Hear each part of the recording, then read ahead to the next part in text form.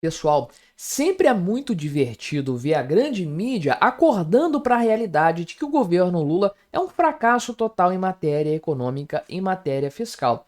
É engraçado mesmo, eu acho muito interessante como esse pessoal acordou para a vida agora. Parece que estavam todos em coma nos últimos tempos, na campanha eleitoral. Por que esse pessoal não percebeu o óbvio, né? Que é o Lula não ter qualquer tipo de compromisso fiscal, compromisso com sustentabilidade, com equilibrar o orçamento, essas coisas irrelevantes que a gente sabe muito bem. E o cara não mentiu para ninguém, ele deixou claro na campanha eleitoral que ele não estava nem aí para isso e que iria quebrar o Brasil muito rápido. Parabéns, cumpriu a promessa com maestria. Mas aí o pessoal do Estadão tá criticando, né, a agenda fiscal do governo Lula, os pacotes aí, né, os erros cometidos antes, e falando aqui o seguinte, que a gestão do PT tem um problema grave de não ter aí, de fato, prioridades, falta estrutura nos programas apresentados, falta clareza, né? E falta medidas concretas, coisas que resolvem os problemas de fato. Tudo isso é essa análise no momento em que a consultoria da Câmara para análise do orçamento aponta que tem quase aí 23 bilhões de reais de gastos para este ano, a mais do que o governo colocou lá no projeto de lei do orçamento. Isso vai ter que ser acomodado de alguma forma e já coloca em xeque no planejamento do orçamento toda a questão da meta fiscal que o governo deveria cumprir para esse ano. Vamos conversar sobre esse tema aqui então, mas antes não se esqueça de se inscrever aqui no meu canal para fortalecer o meu trabalho e se você quiser colaborar ainda mais com este meu modesto trabalho, torne-se membro patrocinador com valores a partir de R$ 1,99 por mês. Não te custa tanto assim, mas me ajuda muito. Pode ter certeza. Engraçado, né? Esse editorial do Estado de São Paulo aqui. Estadão acordando para a vida, é claro. Justiça seja feita. O Estadão acordou um pouco antes do que Folha de São Paulo, o Globo, esse pessoal que agora começa a criticar o governo Lula, mas esse pessoal não estava tão posicionado assim nas eleições, não, muito pelo contrário, fazem parte da turma que ajudou a eleger o Lula. Mas publicaram, né, o editorial de opinião de hoje, ou seja, não é a opinião oficial, o posicionamento oficial do Estadão, né, mas com aquela questão toda que foi apresentada lá, as 25 prioridades do Haddad, que eu falei aqui no canal, inclusive, em vídeo recente, uma palhaçada completa, e eles chegaram à mesma conclusão que eu, inclusive, né? Que ou eu não estou muito errado, então, nas minhas análises aqui, ou eu tô tão errado quanto a grande mídia, né? Mas enfim, chegaram à conclusão óbvia, né? Qualquer um lendo aquilo chega à conclusão de que, primeiro, né, essa agendinha aqui do governo, que é um nome bastante adequado, né? Por sinal, que faz uma referência ao pacotinho fiscal do ano passado, gerou mais frustração aqui, né, do que resultados concretos lá atrás e que, obviamente, vai fazer isso de novo, né? Aqui, conforme eles disseram, quem tem 25 prioridades não tem nenhuma, uma grande verdade. De fato, acho até que alguém comentou isso aqui no vídeo que eu falei sobre o tema, né? Se foi você que comentou, deixa aqui de novo comentado para eu lembrar quem que foi, né? Então, quais são os problemas percebidos aí nesse pacote apresentado pelo Haddad lá, levou para o Hugo Mota e tudo mais, né? Fortalecimento do arcabouço fiscal sem corte de gastos. Pois é, mas primeiro de tudo, primeiro ponto, né? Não existe corte de gastos no Brasil, nunca existiu. Pontualmente pode ter acontecido alguma coisa, mas de maneira institucional nunca existiu. Teto de gastos não foi para cortar gastos, foi para limitar o aumento, para condicionar o aumento dos gastos, congelou ali e falou, só vai subir pela inflação a partir de agora. Tinha algumas exceções, mas a ideia era segurar os gastos, não cortar, porque corte de gastos no Brasil nunca existiu. Primeiro ponto é esse. Segundo ponto, o arcabouço fiscal foi concebido para violar os princípios do teto de gastos, para gastar mais. Além da inflação, o arcabouço fiscal prevê aumento de gastos. Como que o pessoal da grande mídia pode ainda esperar que o governo vai embutir corte de gastos no arcabouço fiscal que foi concebido para aumentar os gastos? É um paradoxo. Uma coisa não pode levar a outra, né? E aí, outro ponto aqui, isso vai, claro, né? Elevar a dívida pública vai fazer ela subir de forma constante, como tem acontecido de fato, né?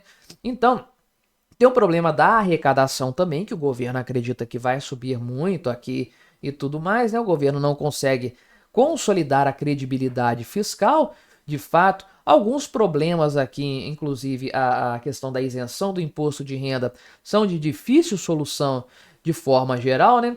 E aí é aquela história, parece muito mais um esperneio do governo Lula para tentar chegar vivo no ano que vem, para a campanha eleitoral, pelo menos, né, do que efetivamente um plano, algo pensado, algo concebido para ser executado, ser aprovado e funcionar na prática para segurar a economia do país, né? Inclusive, né, o Congresso Nacional não vai comprar grande parte dessas medidas, parece que tem 15 que dependem do Congresso Nacional, uma grande parte dessas 25.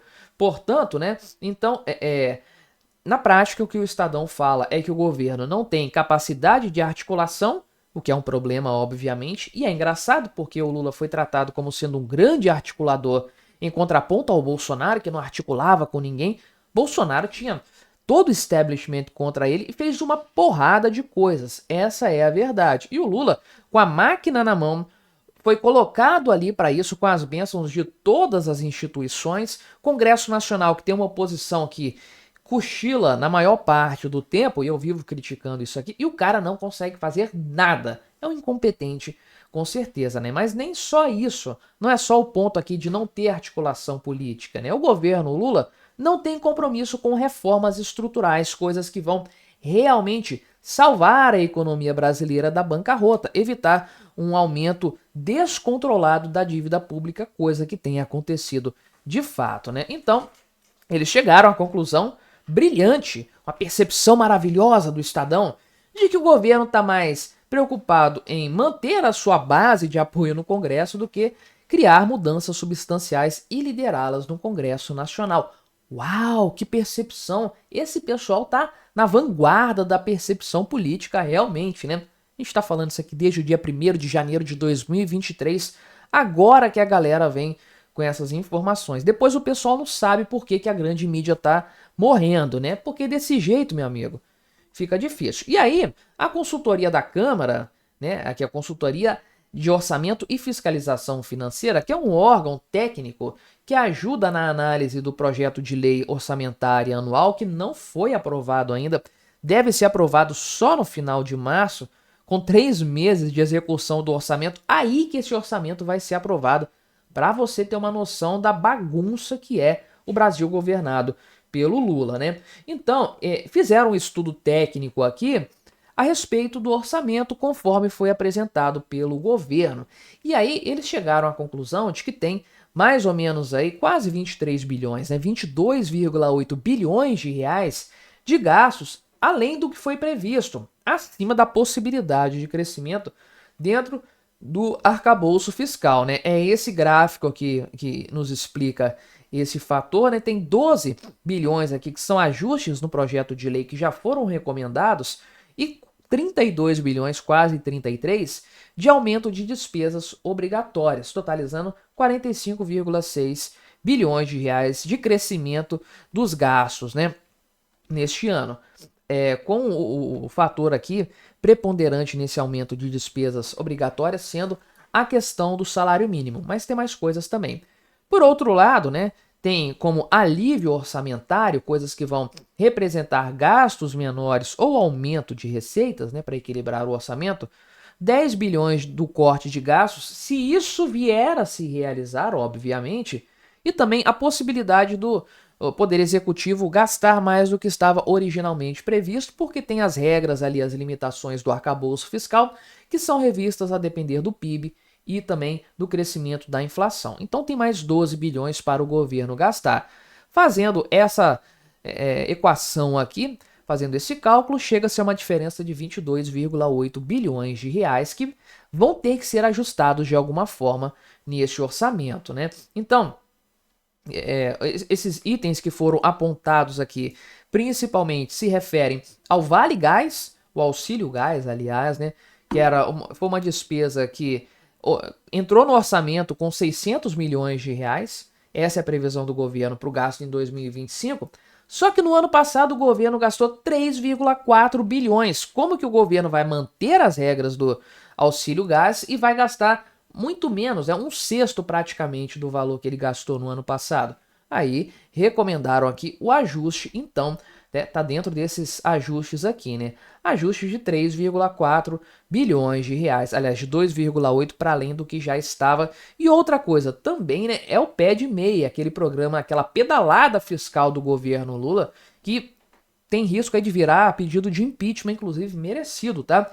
Que o governo passou por fora do orçamento e que agora vai ter que entrar no orçamento porque o Tribunal de Contas da União já mandou a real nesse sentido, né? Então, desse projeto seriam mais 10 bilhões de reais para entrar no orçamento. E aí, então, dá todo esse problema que mostra que o projeto de lei orçamentária anual já foi todo sambado lá para o Congresso Nacional. Eles vão tentar melhorar isso um pouco, mas é uma irrealidade, como foi o de 2024, uma peça de ficção, como o pessoal gosta de dizer no mercado financeiro. Mercado esse que, assim como a grande mídia, está acordando para a realidade.